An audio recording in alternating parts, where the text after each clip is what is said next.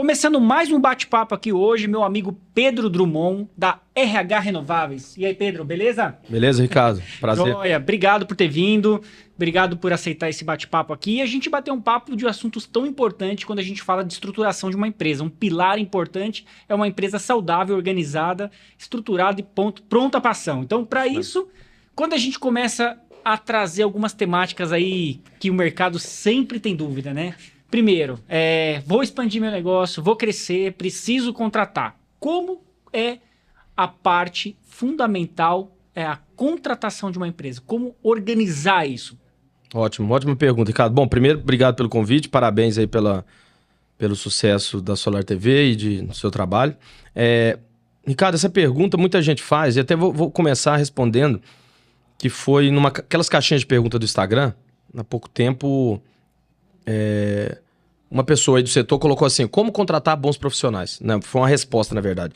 E quando um cliente fala assim, como que eu trago gente boa? Como que eu contrato bons profissionais? Como que eu trago os talentos? Eu gosto de devolver a pergunta, o que é um bom profissional para você? E aí eu acho, antes de responder essa pergunta, vamos falar de uma coisa de mentalidade dos contratantes. Os contratantes normalmente têm a mentalidade assim, o que é um bom profissional? É aquele cara que conhece do setor, é autônomo, já está preparado, tem boa formação e de preferência que custa barato. Então começa aí. Se isso é um bom profissional para você, cara, boa sorte, que você vai passar muito tempo triando e provavelmente não vai ter ninguém bom para você. Fuja dos talentos, eu sempre falo isso. Por que fugir do talento? Porque se você passa a sua vida procurando quem é exceção, fica muito difícil recrutar, né? Então assim, o que é um bom profissional? Um bom profissional é aquele cara que está engajado no propósito da sua empresa, que tem valores parecidos, que tem uma base de aprendizado legal e que gosta de aprender. Nós aqui estamos no Solar há muito tempo já, mas quantas vezes a gente teve que mudar e aprender coisas novas nesses anos aí? Eu tô desde 2015, você tá antes, né? Quantos setores de energia solar existem nesses últimos 10, 12 anos? Então, se a gente não tiver essa capacidade de aprender, de ver coisa nova, a tecnologia muda toda hora, não adianta de quase nada aquele conhecimento que a gente tinha. Então, eu sempre falo, a principal dificuldade para a contratação, ela acontece porque os contratantes contratam errado, porque querem contratar só conhecimento técnico, sendo que na verdade ele deveria contratar perfil, comportamento, conexão com a própria empresa e a pessoa estuda e aprende. Então hoje o que está sendo muito valorizado é o que a gente chama das soft skills, que são habilidades comportamentais. Tem gente que fala de people skills, né? Tem usado esse termo em inglês também. Para aquelas pessoas que estão no mesmo momento da sua empresa e que vai correr atrás e vai aprender. Hoje, né, com a evolução tecnológica, a gente tem muita informação disponível. O autodidatismo, aprender sozinho, é uma coisa que está muito mais fácil do que 30 anos atrás. Você tem mais ou menos a mesma idade, nós temos mais ou menos a mesma idade, nós estudamos na Barça. Naquela época o conhecimento só tinha na Barça. Hoje tem vídeo do YouTube explicando qualquer coisa. Então hoje, um bom profissional é aquele que se enquadra no que você quer, tem o perfil para aquela função, a gente pode falar um pouco disso também, que isso é importante, e aí corre atrás e aprende. É isso que as empresas deveriam procurar. Na prática, elas querem profissionais formados, que saibam tudo, que muitas vezes, quando é em vendas, tem carteira de cliente. Eu falo, mas como carteira de cliente? Carteira de cliente não pode ser do profissional. Tem que ser da empresa. Porque senão quem está vendendo é o profissional e não a empresa. Sabe? Não é sustentável. Então eu acho que passa pelo erro da mentalidade do que quer. Depois são técnicas de contratação. Fazer uma boa entrevista, analisar perfil, ter volume. Né? Eu fiz uma pequena pesquisa com alguns clientes, cara. O pessoal entrevista 3, 4 pessoas por vaga. E já contrata. E já contrata. A NASA entrevistou, acho que 18.500 pessoas para 17 vagas. Pois é. Isso não dá para fazer em uma semana, né? Exatamente. Eu tava vendo a entrevista de um diretor do Nubank, que ele falou assim, Nubank é pelo menos 200 pessoas por vaga. E é ótimo, só tem gente boa. Por quê? Então tem que ter tempo, tem que ter técnica e tem que ter volume. Né? E não contratar só o primo, né? O vizinho, o filho da tia. Não contrate alguém que você não pode mandar embora. Essa é uma regra do RH. Agora, eu não invento o valor que eu vou pagar. Como formar a remuneração, né? Assim, olha, qual que é o caminho para isso, para não errar? Porque também a gente cai esse lance que você falou. Você contrata o mais barato ele não vai te trazer o resultado vai ficar cíclico e aí você vai ter que ficar nessa roda aí de manda embora, traz outro, e nunca acontece. Você não retém. Então, como que é isso, Pedro? Ótima pergunta também. Normalmente, as empresas contratam o menos pior. É assim, cara, eu tenho esses aqui porque eu posso pagar isso, o menos pior eu levo. Tem alguns autores que falam o seguinte, cara, quer montar empresa? Contrata gente boa e não atrapalha eles trabalharem. Deixa eles lá. Então eu acho assim, para você saber o quanto você tem que pagar, você tem que fazer uma pesquisa de cargos e salários. A RH Renováveis, inclusive, faz esse serviço. Para os clientes que contratam a gente para fazer recrutamento e seleção, a gente já entrega isso. Porque assim, infelizmente não é o que você quer. Né? Existe uma dinâmica no mercado, algumas posições têm até piso salarial e existem regras que você tem que seguir para pagar. E aí você tem que decidir. Se eu quero um profissional, o mais pronto que eu quero, eu tenho que pagar um salário mais alto. Ou eu pago um salário mais baixo e treino. Não tem como fugir.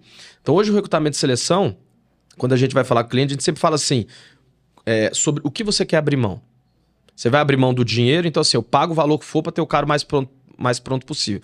Beleza, você prepara para gastar. Ou vou pagar um pouco menos, alguém com mais potencial, com perfil, mas que não tenha toda aquela experiência, e aí eu vou treinar, ou vou investir tempo para que essa pessoa aprenda. E aí você pode pagar. É sempre uma balança. Não dá para ter tudo nisso. É um cobertor curto, onde você puxa, e é uma decisão que você tem que ter. Agora, isso também é contínuo, né? Porque a partir do momento que você, esse profissional trouxe para dentro da sua empresa, você precisa dar uma continuidade de desenvolvimento dele, de até escala, o salário, os cargos, isso, como que funciona isso? Porque senão também a pessoa fica desmotivada. Sim, fica. São as etapas, né? Vamos lá. Primeiro você tem recrutamento e seleção, aí depois que ele entra, você tem que ter um bom onboarding. Onboarding, as empresas erram demais. Empresa muito pequena, às vezes larga o cara, vai aí, joga aí, o cara nem aprende nada. E depois tem que trabalhar a retenção desse talento. Né? Então são ferramentas que você tem num processo de gestão de pessoas. Contratação, onboarding, retenção, engajamento e demissão. Demissão é um outro assunto polêmico, mas demissão tem que ser encarado como uma ferramenta de gestão de projetos. Tem que acontecer. E você controlar o turnover. Essa parte que você está falando, que é a parte de retenção e engajamento, é assim, se você contrata perfeito, acertou, pagou o salário de mercado, trouxe a pessoa, mas não trabalha a retenção dele, você vai perder para o mercado ou ele vai estar desengajado. A gente vê em pesquisas que mais de 90% das demissões ou pedidos de demissões são por questões comportamentais. E a maior parte disso é ambiente de trabalho e liderança direta. Incompatibilidade com o líder, não vê propósito no que faz, as habilidades não são valorizadas, não enxerga plano de carreira. Para onde que eu vou aqui? O que eu tenho que fazer para eu ser promovido? É só vender mais? Mas vender quanto? Então, essas metas de gestão de pessoas, as empresas às vezes deixam para lá e aí tem tudo organizadinho em vendas. Funil, comercial, CRM, meta, indicador e na engenharia também. Mas e as pessoas que vão fazer isso? Engenheiro são seres humanos. Vendedor também são seres humanos. Então a gente vê muito isso, Ricardo. Empresas que investem nesse engajamento, nesse treinamento e numa visibilidade futuro, elas acabam atraindo profissionais melhores. E os que estão lá se engajam mais e aí o cara às vezes topa, a pessoa topa. Trabalhar por um tempo numa situação de mais pressão ou de estrutura um pouco pior ou até ganhando menos, por quê? Porque ela acredita que no futuro isso vai dar retorno. Então, cara, esse plano é essencial, trabalhar isso. Agora, quando a gente vê esse novo cenário, né, muitas empresas migraram ou parcialmente para home office, ou boa parte para home office, pouco agora dentro do escritório. Isso muda. O que isso representa hoje para o operacional de uma empresa? Legal, cara. Isso é um assunto assim, ele já é polêmico por natureza. A gente viu aí várias empresas grandes, mundiais, mandando os funcionários voltarem para o escritório porque estavam enxergando que não estava indo bem. E não é só no solar, né? Em vários setores. Então já é um debate de vários setores. No solar, eu acho que é um debate mais complexo ainda pelo seguinte. A gente sempre fala, a energia solar é muito democrática. Tem aí 30 mil empresas, 20 mil integradores pelo menos, né? E em muita cidade pequena. E aí, por um lado, é bom porque empoderou muita gente, deu trabalho e criou... foram criadas empresas em cidades muito pequenas, mas você imagina você está numa cidade de 20 mil habitantes, está indo bem, e você precisa de uma equipe de 10 vendedores. Precisa de um engenheiro para fazer projeto. Como é que você vai arrumar essa pessoa na sua cidade? Às vezes, realmente não tem. Assim, tem gente qualificada, mas a empresa não está disposta a treinar, investir tantos meses em treinar. E aí, como é que faz? Ah, mas eu quero só o presencial. Beleza. Às vezes não tem. Ou tem muita escassez, né? Imagina uma cidade de 20 mil habitantes, onde um pequeno percentual tem formação superior ou não tem formação técnica para ser instalador. Onde você arruma esse pessoal? Então, essa discussão do home office e trabalho presencial, eu não gosto de nada, né? Claro, opinião pessoal minha, eu não gosto de nada que seja taxativo. Eu não gosto de dizer home office não funciona, como algumas pessoas falam. Eu discordo. A minha Depende. Aí vem a palavrinha, depende. Isso, sempre depende. Por exemplo, a RH Renováveis, nós somos home office e a minha empresa funciona. A minha empresa vem triplicando todo ano. Mas é que você sabe quantificar, sabe cobrar, sabe ver o quanto isso está retornando para você. O problema é, acho que é a falha do gestor. Eu acho, cara. O negócio é que são ferramentas diferentes. Vamos falar de, cara, quando a gente pergunta home office ou presencial, normalmente as pessoas... É uma balança, assim como a gente tá falando lá da contratação. Existem pontos positivos e negativos. Então vamos lá. Qual que é o ponto positivo levantado no trabalho presencial que é verdade? Formação de cultura. É muito mais fácil, as pessoas estão próximas. Outra coisa, um júnior aprender meio que por osmose, ali por estar perto de um sênior, é muito mais fácil no presencial. Porque no presencial, o júnior vê o sênior trabalhando de perto. No home office, tem que marcar reunião. E então, você cria características de um simples café virar uma troca de ideia que exatamente. É produtiva. Agora, eu já vi cara, por exemplo, que prega o presencial, mas aí quando o time tá tomando um café, ele fala, todo mundo tem que voltar a trabalhar, tá conversando fiado. Eu falei, mas... Por isso que é a gestão. É a gestão. Eu falei, cara, o presencial é legal por causa disso. E você tá bloqueando isso, porque assim... O cara tá na sua empresa, não quer dizer que ele tá trabalhando, ele pode estar fazendo outra coisa. A gente já viu isso. Então, tem vários lados positivos, desde de criação de cultura, a questão da conexão, a questão também que a própria pandemia trouxe, quando a gente fica muito isolado e não convive muito com outras pessoas, as nossas habilidades sociais dão uma travada. Desde dar bom dia, pegar na mão de uma pessoa. Então, eu sempre comento, vá a eventos sociais, faça network, você viaja muito também, você sabe tanto que isso é importante. Do lado do home office também tem outros benefícios. Por exemplo, a pessoa não perde tanto tempo em trânsito para ir para o trabalho. A empresa pode economizar com o escritório e uma série de despesas. Dependendo da empresa, é um custo fixo alto. Então, o pessoal tem ido que o trabalho talvez meio híbrido seja o ideal. Eu não gosto de falar nada é ideal, tudo depende. Agora, a questão é o que você falou, ferramentas de gestão diferentes. São as ferramentas de gestão. Então, assim, até a gente fala muito nas consultorias, menos motivação e mais número. Motivação é muito legal, tal, mas cuidado com os idiotas motivados. O cara gritando e não sei o que, se não tá resultado. O que traz resultado é gestão técnica.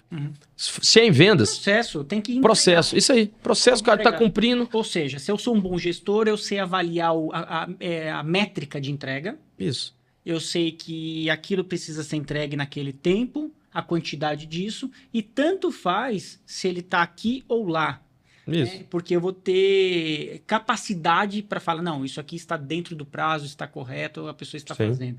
E para ela fazer correto dentro do prazo, com coerência, ela tem que estar motivada. Exatamente. Ou home office ou em casa. Os dois. E cada um tem um jeito de motivar.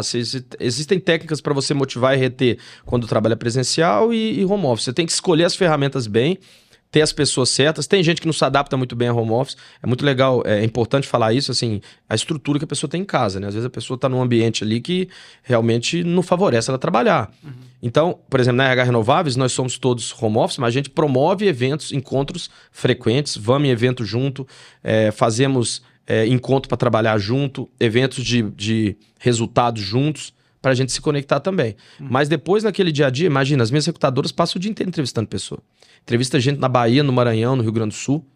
Se não fosse home office, não teria jeito. Assim, mesmo que ela estivesse no meu escritório, ela estaria entrevistando uma pessoa em Porto Alegre por vídeo. Exatamente. E funciona. Ia inviabilizar fazer um... Eu ia ter que ter um escritório em cada lugar? Em cada lugar. Imagina o meu custo. Acho que nem na década de 90... Não tinha jeito. Não tinha jeito. Então, assim, eu acho que tudo depende, escolher o que é a sua realidade, colocar os custos, pensar nessa questão que eu tô falando de oferta de mão de obra, porque assim, se você tá em São Paulo aqui, ou em Campinas, tem mão de obra. Às vezes um pouco mais caro, tal, mas consegue. Agora, você tá numa cidade de 20 mil habitantes, e aí você precisa de um analista, de um editor de vídeo específico e tal. E aí? Como é que você faz? Não tem lá na cidade. Ou tem 3 e eles estão trabalhando e não querem sair. Ou você pega alguém júnior e treina, que às vezes a empresa não quer, ou pega um cara de fora. Marketing, desenvolvedor de TI. Exatamente. Pô, cara. E aí vendas, beleza. Vendas é uma área assim que dizem, né? A cultura tem que estar ali meio junta. Mas tem empresas que não estão juntas, que encontram de vez em quando e que dá certo. Para o telespectador entender o que é a cultura e o posicionamento estratégico, quando a gente fala nesse ponto, é muito importante, primeiro, entender o que é isso. Sim, ótima pergunta também. Cara, a cultura, eu gosto de falar o seguinte, a cultura é o gerente invisível, né? É aquilo que você faz quando não tem ninguém olhando. Porque quando tem um líder olhando e mandando, você faz porque você segue. E quando não tem ninguém olhando? Então, a cultura, ela é a composição de comportamentos que você permite e que você não permite. A gente aqui na consultoria da RH, a gente tem um exercício para montar o código de cultura da empresa, que é sempre assim, ó. Pergunta que você pode fazer para você entender a sua cultura. Quais são os comportamentos que eu tenho que eu acho que são legais? Quais são os comportamentos que eu não tenho que eu acho que eu deveria ter? E quais são os comportamentos que são inaceitáveis? Comportamento. Porque se a gente falar em cultura em termos de, assim como faz missão, visão e valor, integridade, ética, tem empresa que bota isso, mas chega um estagiário lá, o que é ter integridade no trabalho? Na prática. Eu sou pós-venda. O que é ter integridade no pós-venda? Você tem que colocar atividade. Esse tipo de atividade, esse jeito de falar, esse tipo de relacionamento é o que a gente quer. O que a gente não quer é isso. E você tem que ser taxativo nisso. Porque cultura é assim. Tem muita gente que fala assim, a minha empresa não tem cultura forte. Toda empresa tem cultura. Se você não sabe qual é a sua, provavelmente você tem uma que você não quer. A RH pode ajudar a fazer isso? Pode, com a certeza. desenvolver a cultura. Claro, a gente tem uma consultoria que a gente trabalha uma série de serviços, né? A gente faz o acompanhamento dos gestores da empresa. E uma das partes mais importantes é esse desenvolvimento de código de cultura. Isso faz tanta diferença, Ricardo. Tem gente que pergunta pra mim, mas tem que ser só uma empresa grande ou não? Cara, deveria ser do primeiro dia. Porque isso faz diferença. Começar certo. Começar certo, porque isso, mais o seu posicionamento estratégico, que vai fazer a parte da cultura, vai definir quem você vai contratar. Eu vou dar um exemplo. Tem uma tríade do posicionamento estratégico que eu gosto de seguir, que sempre fala assim, um desses três você tem que se posicionar. Ou você é excelência operacional, que é eficiência em produto, ou você é intimidade com o cliente, ou você é inovação. É um dos três. O que quer dizer isso? Vamos dar um exemplo aqui. Quem é excelência operacional? Uma empresa famosa. O que é excelência operacional? Foca em preço, rapidez, volume, entrega e processo rápido. McDonald's. Se você chegar no McDonald's e pedir um hambúrguer mais grosso, com o pepino diferente, com a borda com queijo... Tem? Não. Então você entendeu que ele se posicionou como rápido, eficaz e eficiência operacional? Ele abriu mão de ser gourmet. Ele abriu mão de ser flexível. Então qualquer posicionamento seu, você tem que escolher e abrir mão. Isso chama ICP, perfil de cliente ideal. E não pode ficar sofrendo, porque o McDonald's não fica sofrendo. Se eu quero comer um hambúrguer artesanal, eu vou numa hamburgueria artesanal. Sim. Não é o cliente dele naquele momento. Esse é eficiência em produto. O outro ponto é a parte de inovação. Quem é só inovação, trabalha com coisas... Quanto tempo demora para inovar? Normalmente você não sabe. Tem processo, mas... E as coisas mais inovadoras são mais baratas ou mais caras? Mais caro. Então, se você trabalha mais com inovação, provavelmente você vai ser um pouco mais lento, mais caro. Porém, você vai trazer o que tem mais de mais moderno. Também tem o perfil daqueles, os adopters, acho que chama, né? As pessoas que gostam de inovação. Tem um grupo que compra. E o terceiro grupo é intimidade com o cliente, que é onde, por exemplo, a RH Renovável se posiciona. Intimidade com o cliente é flexibilidade, atendimento e você é o... Você gosta de Negroni? Negronezinho, tem uns lugares que você toma que o cara coloca uma canela e dá uma queimada na canela e a laranja é diferente. O que quer dizer isso? É personalizado. É do jeito que você quer. Qual que é o problema disso? Demora um pouco mais e não vai ser o mais barato. Entendeu? Então essa tríade, você tem que se posicionar. Eu acho que o erro aí das empresas... Posicionamento. Isso, quer ter tudo. Você já viu o que o pessoal fala na internet? Não venda preço, venda valor. Beleza, mas você tem valor? Porque qual o problema de ter uma cultura de preço? A BIC, fábrica de caneta, desde sempre vende preço.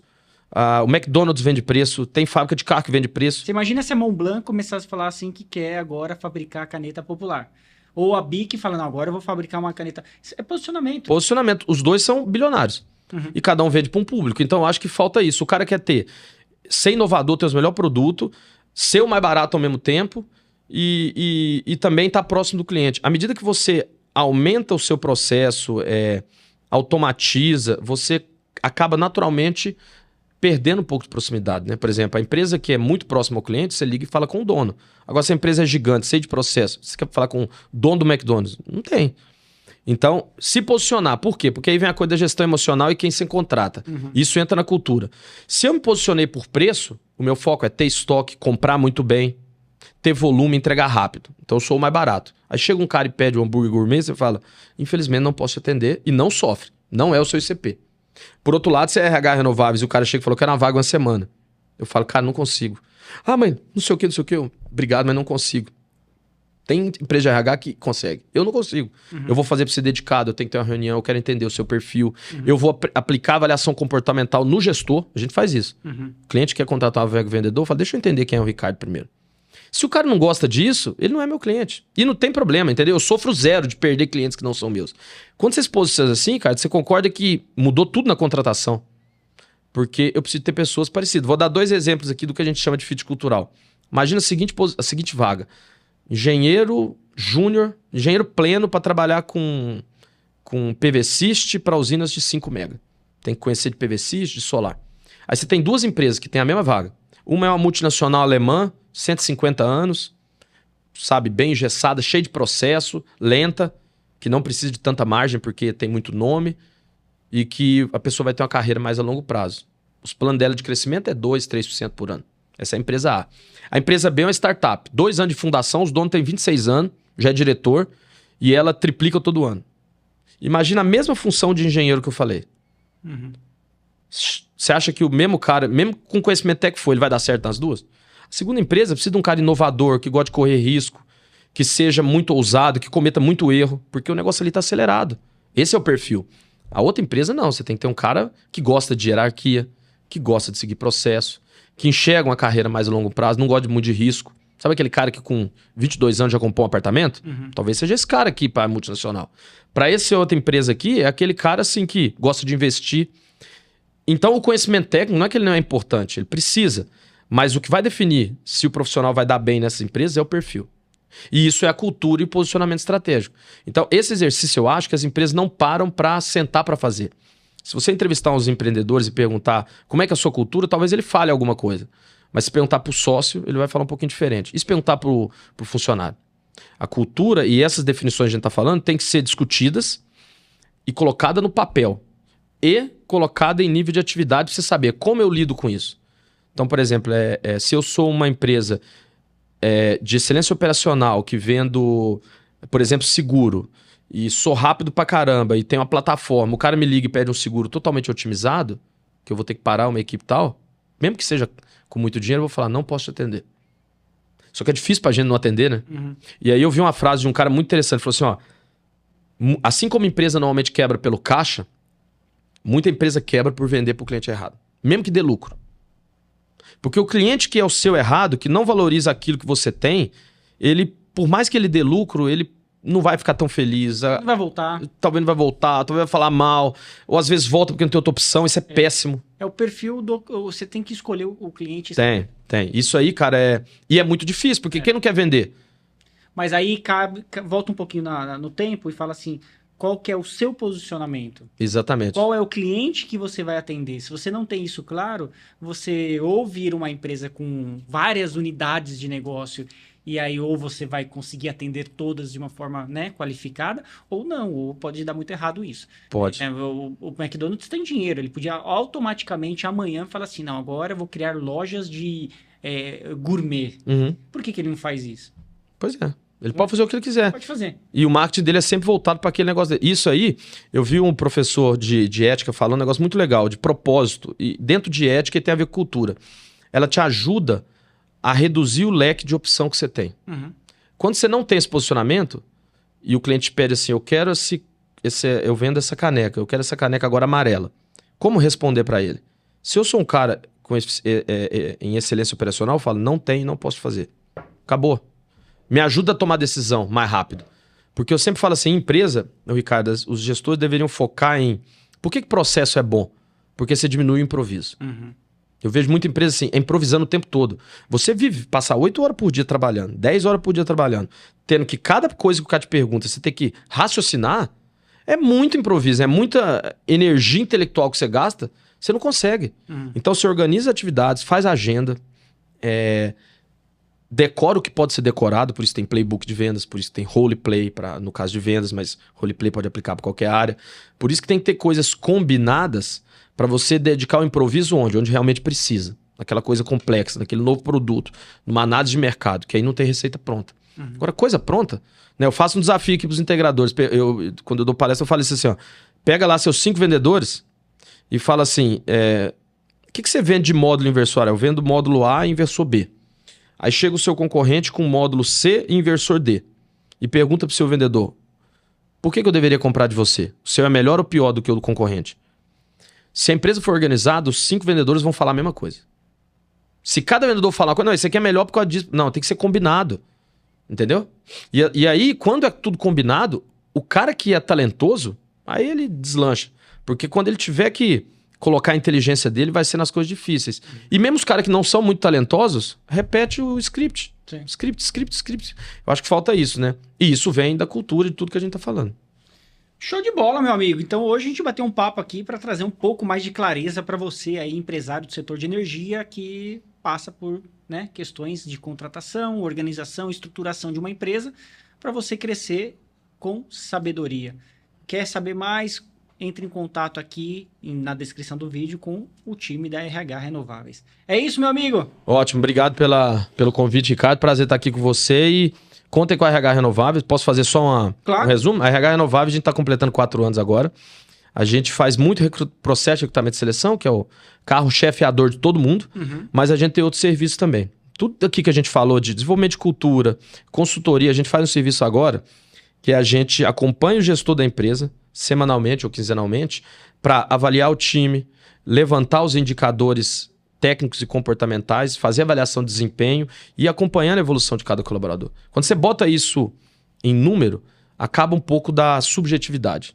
Você está indo bem por causa disso, não está indo bem por causa disso. Então a gente tem até um serviço de consultoria para acompanhar. A gente criou isso, Ricardo, porque a gente viu que só contratar bem não é suficiente. E o que está lá dentro? E a avaliação do perfil? Então tem todo um trabalho para fazer também lá dentro da empresa. Isso, tem fora e dentro. Então a RH está à disposição. Quiserem conversar comigo, tem aí meus contatos. E contem com a gente. Obrigado mais uma vez. Show de bola. Valeu, pessoal. Até Valeu. mais.